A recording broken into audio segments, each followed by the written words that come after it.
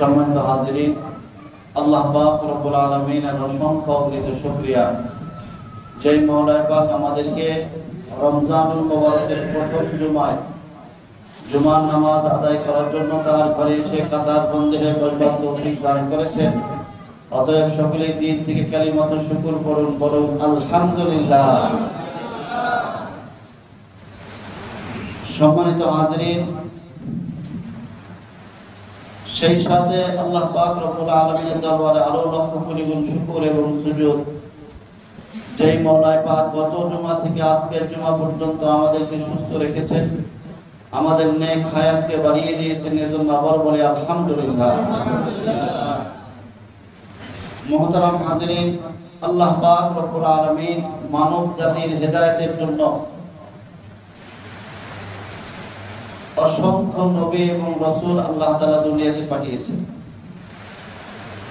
এবং প্রত্যেক নবী ও রাসূলকে আল্লাহ তাআলা কিতাব দিয়েছেন।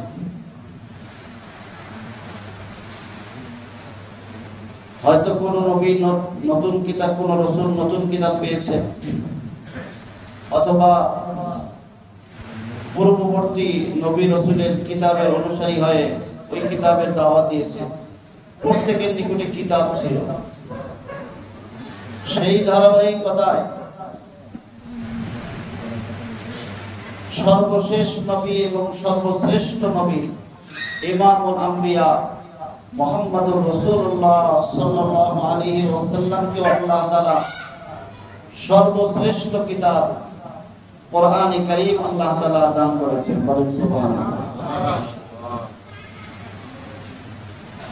এই কোরআনে কারীম মানব জাতির জন্য একটি পূর্ণাঙ্গ সংবিধান।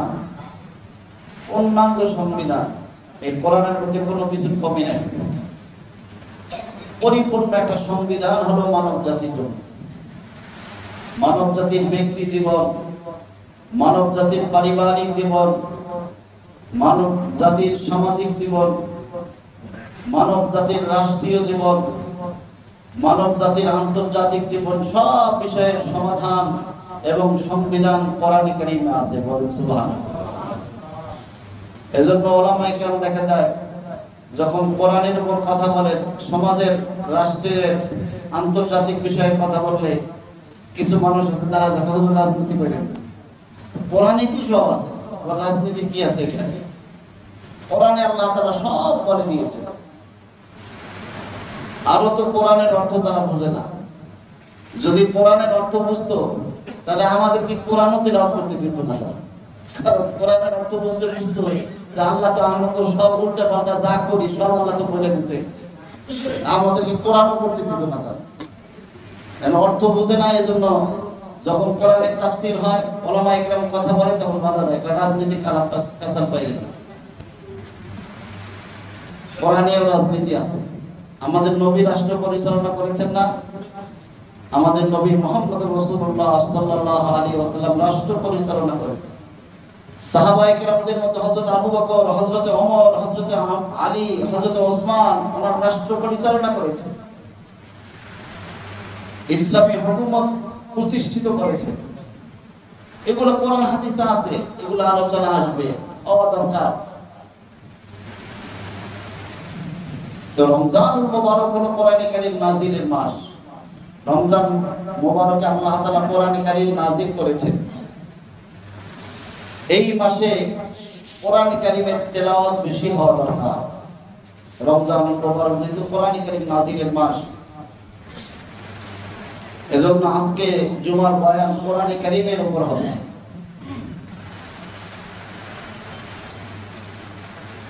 কোরআনে কারীমের অনেকগুলো নাম রয়েছে। আমরা তো জানি কোরআনে কারীমের একটা নাম হলো আল কোরআন। কোরআনে কারীমের আরেকটা নাম হলো আল কিতাব। যেমন সূরা বাকারা শুরুতে আল্লাহ বলেন, যালিকাল কিতাবু লা রাইবা ফি, ইহা এমন এক কিতাব যার মধ্যে কোনো সন্দেহ নাই। আবার অন্য জায়গায় আল্লাহ বলতেছেন, উতলু মা উহিয়া ইলাইকা মিনাল কিতাব, হে নবী আপনার নিকট যে কিতাব অবতীর্ণ করা হয়েছে সেই কিতাব আপনি পাঠ করেন। কোরআনে কারীমের আরেকটা নাম হলো আল ফুরকান।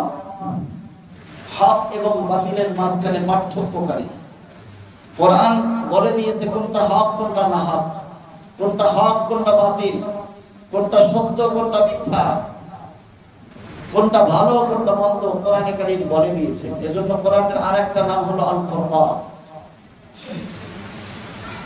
কোরআনে কারীমের মধ্যে আল্লাহ পাক রব্বুল আলামিন উপদেশ, বান্দাদেরকে উপদেশ দিয়েছেন। এজন্য কোরআনে কারীমের আরেকটা নাম হলো আয-যিকির।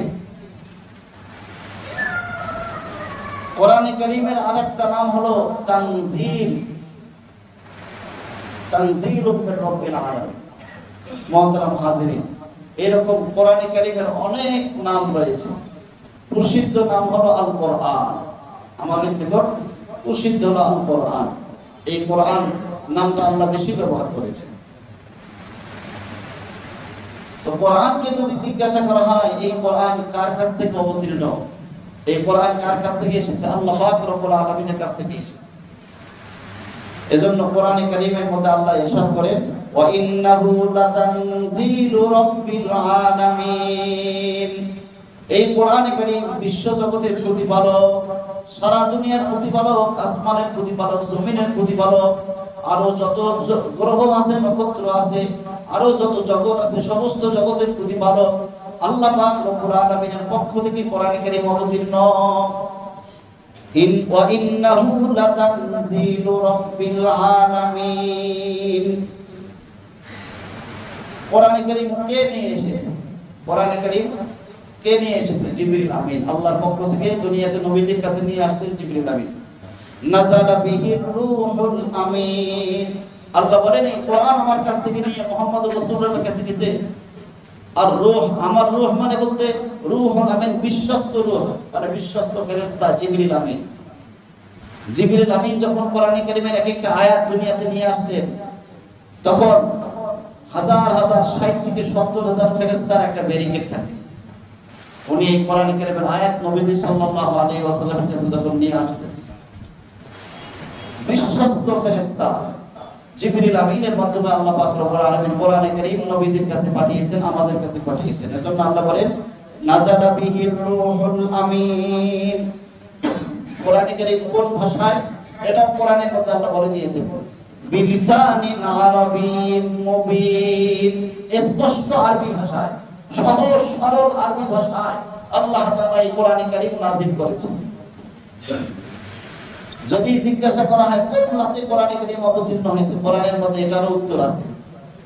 কোরআনে কারীমের মধ্যে আল্লাহ পাক রব্বুল আলামিন বলেন ইন্না আনজালনাহু ফি লাইলাতিল কদর। নিশ্চয় কোরআনে কারীম কদরের রাতে অবতীর্ণ হয়েছে। আর কদরের রাত কোন মাসে? রমজান মাসে। আমরা গত 2 জুমায় তো রোজার ফজিলত, রোজার গুরুত্ব সম্পর্কে আলোচনা শুনছি।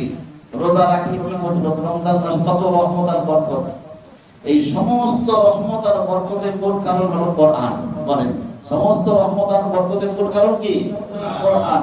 তাহলে কোরআনের কারণে যদি রমজান মাস এত দামি হয়, রমজান মাস এত বরকতপূর্ণ হয়, রমজান মাস এত রহমতপূর্ণ হয়, তাহলে কোরআন কত রহমত আর বরকত।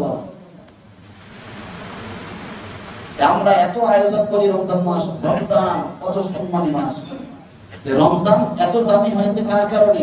কোরআনে কারীমের কারণে। তাহলে এই কোরআন কত দামি।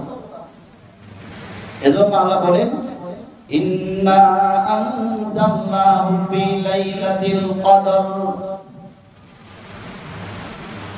কোরআনে কারীম কোথা থেকে এসেছে? লাউহে মাহফুজ থেকে। কোরআনের মূল ঠিকানা হলো লাউহে মাহফুজ। আল্লাহ বলেন বাল হুয়া কুরআনুম মাজিদ ফি লাউহিন মাহফুজ।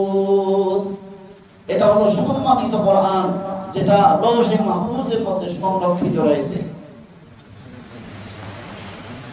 কোরআনের মধ্যে আল্লাহ পাক রব্বুল আলামিন শিক্ষা এবং নসিহত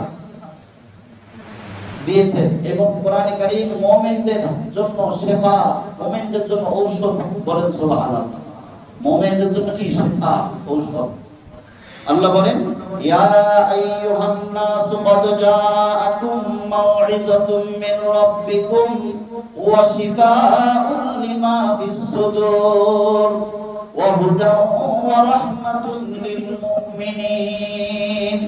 আল্লাহ বলেন, হে মানুষ সকল, কদ জাআকুম মাউইযাতুম মির রাব্বিকুম, তোমাদের প্রতিপালকের পক্ষ থেকে তোমাদের নিকটে একটা ওয়াজ, একটা নসিহতের কিতাব আসছে। শুধু নসিহত না, ওয়া শিফাউল লিমা ফিস সুদুর, তোমাদের অন্তরের যত রোগ আছে সমস্ত রোগের শিফা হলো কোরআনে কারীমের মধ্যে। বলেন সুবহানাল্লাহ।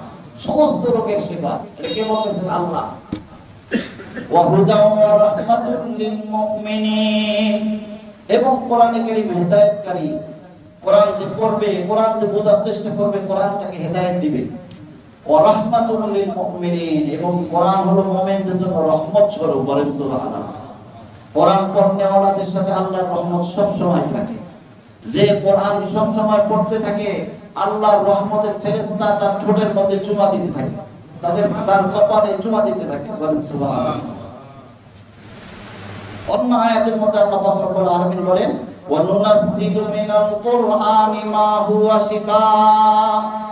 আল্লাহ বলেন, এই কোরআন আমরা অবতীর্ণ করেছি, এটা হলো মুমিনদের জন্য শিফা স্বরূপ। ওয়া রাহমাতুল লিল মুমিনিন, মুমিনদের জন্য রহমত এবং শিফা স্বরূপ হলো এই কোরআন। ওয়া লা ইয়াজিদুজ জালিমিনা ইল্লা খাসারা।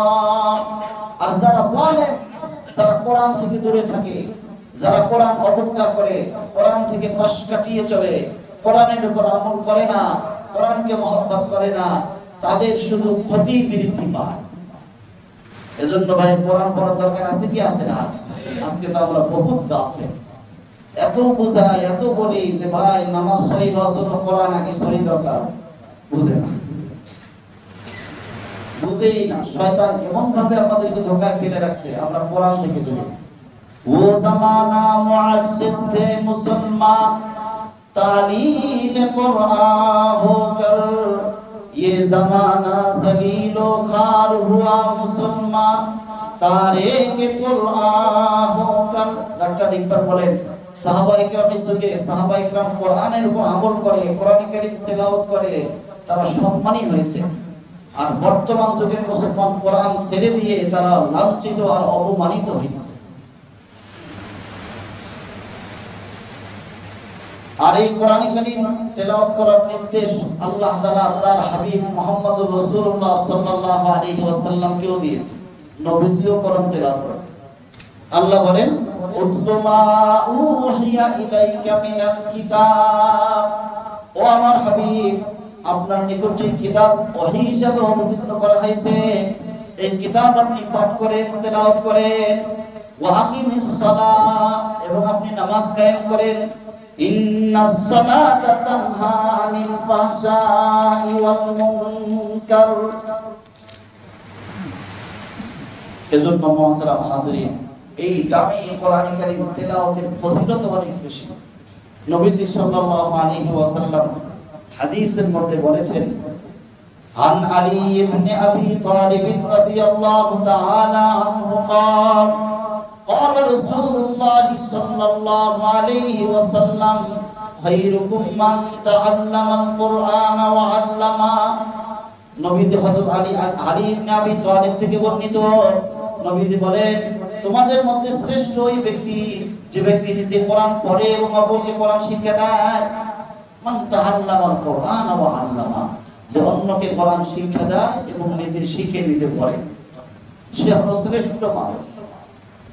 নবীজি যাকে শ্রেষ্ঠ বলছেন, এর শ্রেষ্ঠ হওয়ার আর কোনো গুণ লাগে না।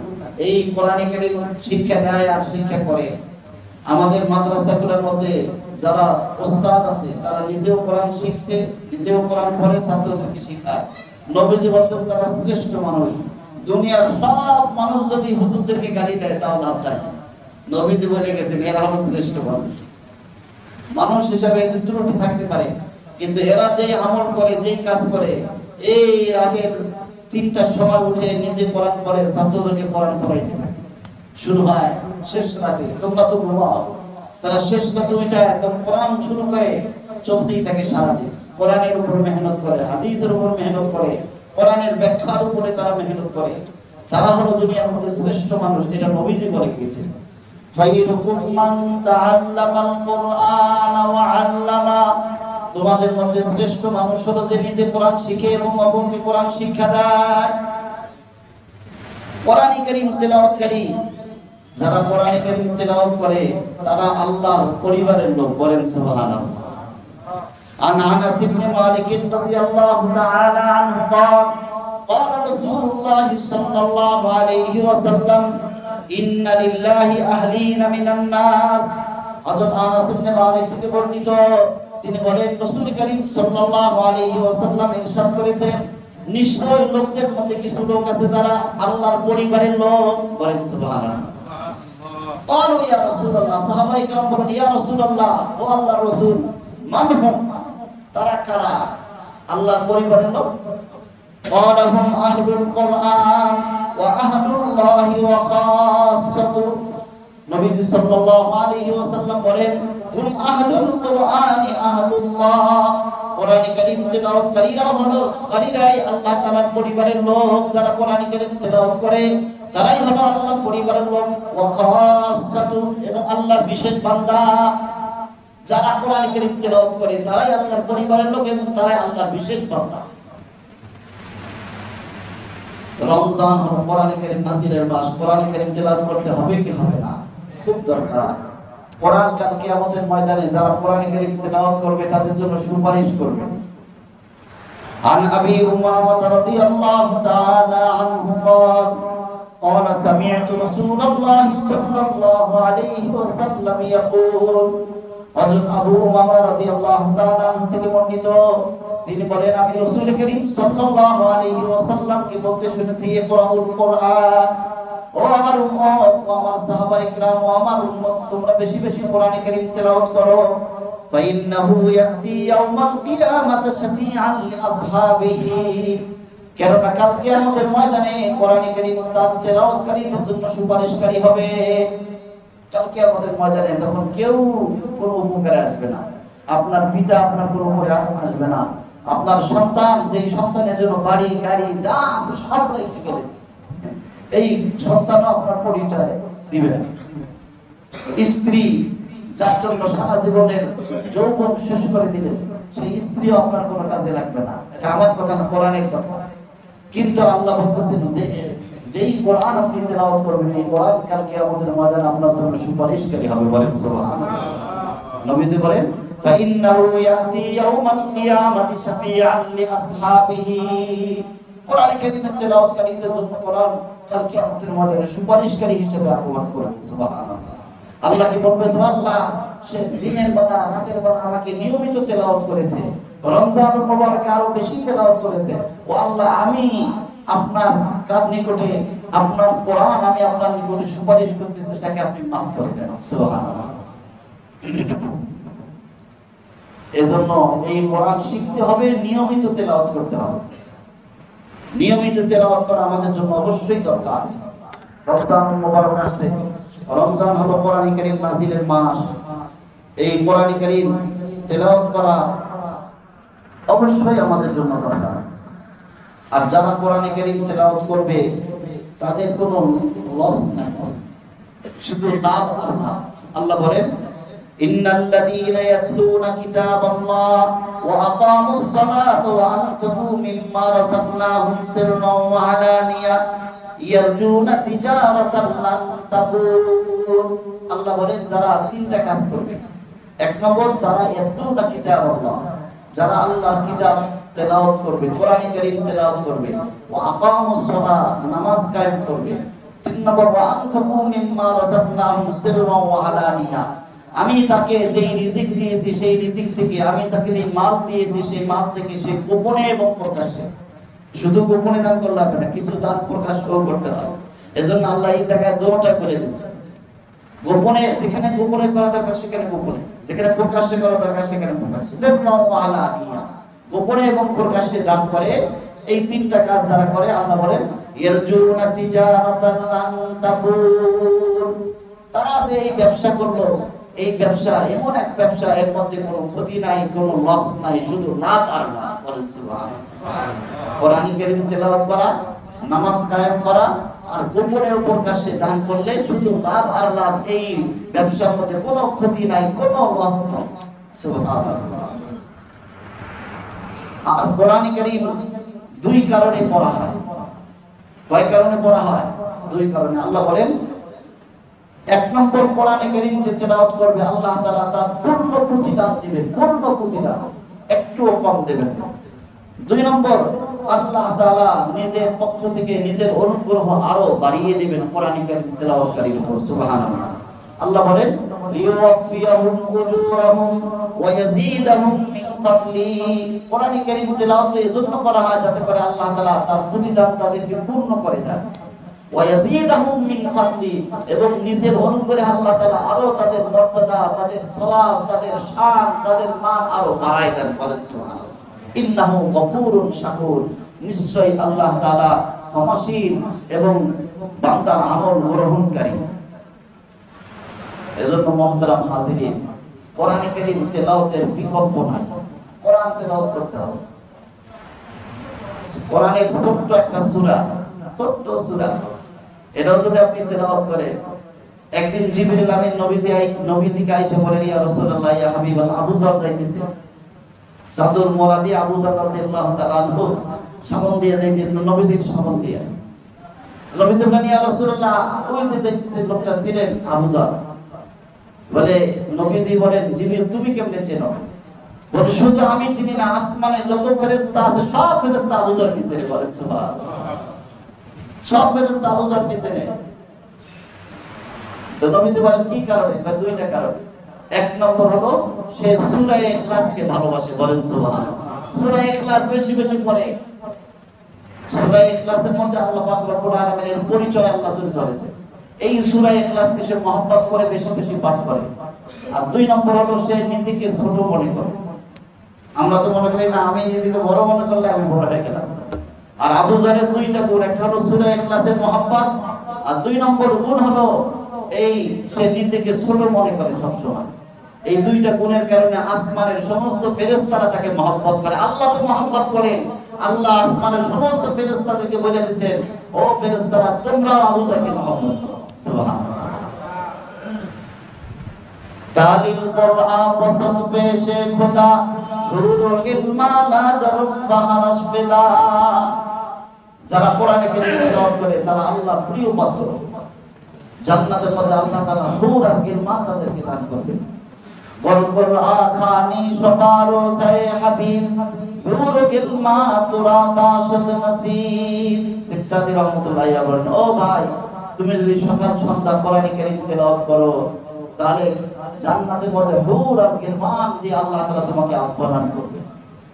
আগে তো এক সময় দেখা যেত প্রত্যেকটা ঘর থেকে ফজরের নামাজের পরে পুরুষ মহিলা সবার কণ্ঠে কোরআনে কারীমের তেলাওয়াত আসে।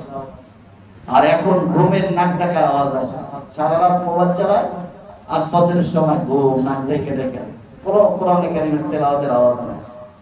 ইফতারির আগ মুহূর্তে প্রত্যেকটা ভাষা থেকে কোরআনে কারীমের তেলাওয়াতের আওয়াজ আসে, এখন আসে না। মুসলমান কোরআন থেকে দূরে।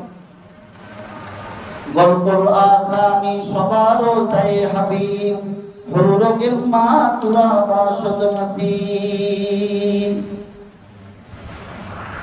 এজন্য মুহতারাম হাজিরিন, আল্লাহর মহব্বত, আল্লাহর ভালোবাসা, আল্লাহর রহমত পাইতে হলে কি করতে হবে? কোরআনে কারীম তেলাওয়াত করতে হবে।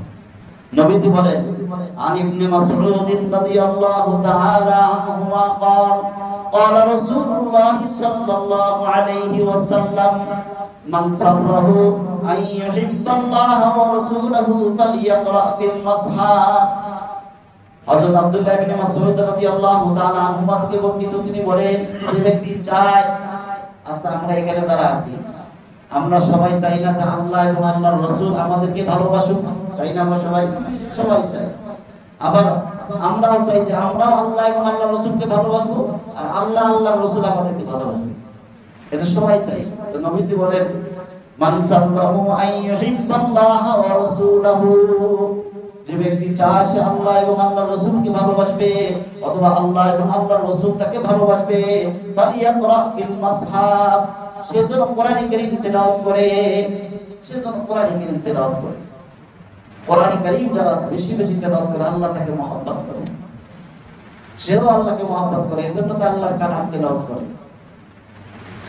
হযরত আব্দুল্লাহ ইবনে সালাম রাদিয়াল্লাহু তাআলা আনহু উনি বর্ণনা করেন যে হযরত ওসমান ইবনে আফফান রাদিয়াল্লাহু তাআলা আনহু দ্বিতীয় খলিফা ছিলেন। হযরত ওসমান ইবনে আফফান রাদিয়াল্লাহু তাআলা আনহু উনি 35 হিজরিতে জুমার দিন আসরের নামাজের সময় কোরআন কারীম তেলাওয়াত করতে করতে ইন্তেকাল করেছেন। বলেন সুবহানাল্লাহ।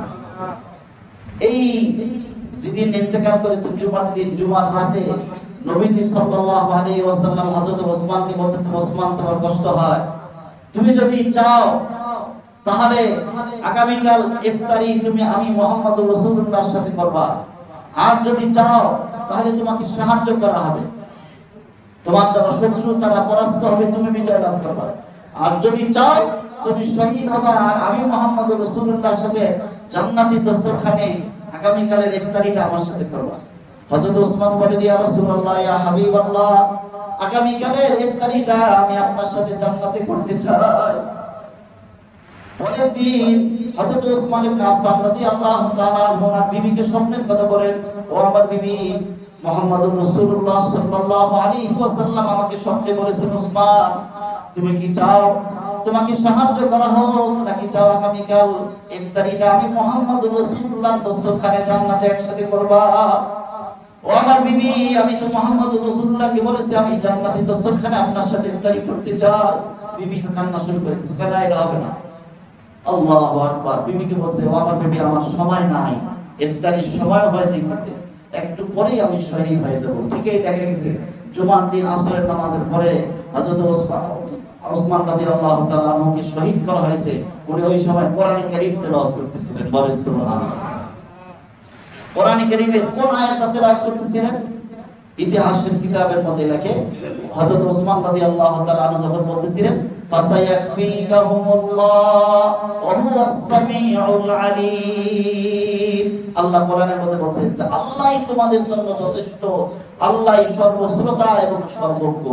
এই আয়াত যখন হযরত ওসমান তেলাওয়াত করতেছিলেন, আপনারা দেখবেন এখনো ইতিহাসের বিভিন্ন মিউজিয়ামে হযরত ওসমান যে কিতাব পড়তেছিলেন, কোরআন ওই কোরআন আছে, ওই কোরআনের ওই জায়গাটার মধ্যে হযরত ওসমানের রক্ত লেগে আছে। ফাসায়াকফিকাহুমুল্লাহ ওয়া হুয়াস সামিউল আলীম।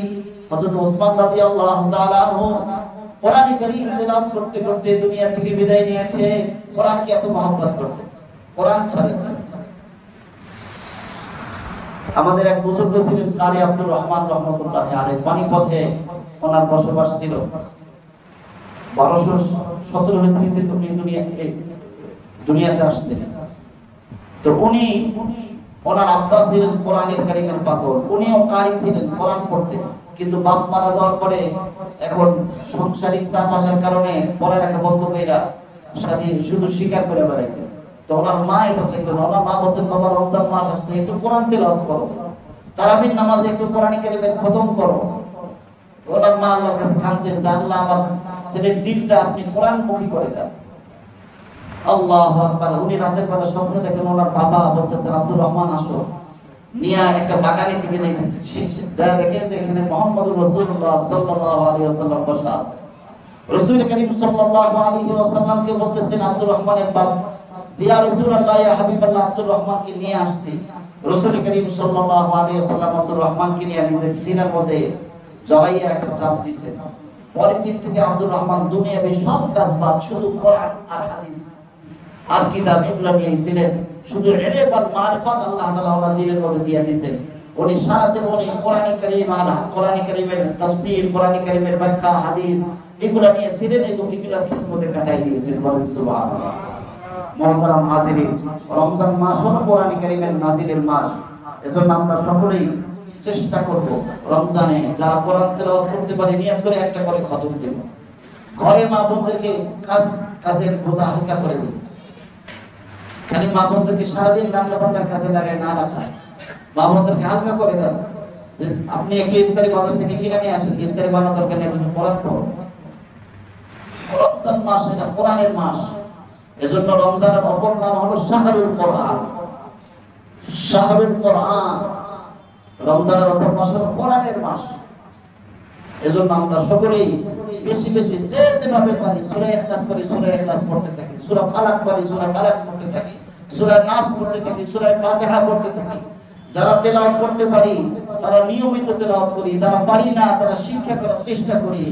আমার বিবিকে, আমার সন্তানকে, সবাইকে কোরআনে কারীমের তেলাওয়াতের মধ্যে লাগাই রাখি। ইনশাআল্লাহ দেখবেন আপনার সব কিছুর মধ্যে বরকত হবে। আপনার ঘরে যদি নিয়মিত কোরআনে কারীমের তেলাওয়াত হয়, ওই ঘরে আল্লাহর রহমত আর বরকত নাযিল হইতে থাকবে। আপনার আল্লাহ তাআলা সব কিছুকে আসান করে দিবেন। আল্লাহ তাআলা আমাদের সকলকে এই রমজানুল মুবারকে বেশি বেশি কোরআনে কারীম তেলাওয়াত করার তৌফিক দান করুন। ওয়া আখিরু দাওয়ানা আলহামদুলিল্লাহি রাব্বিল আলামিন।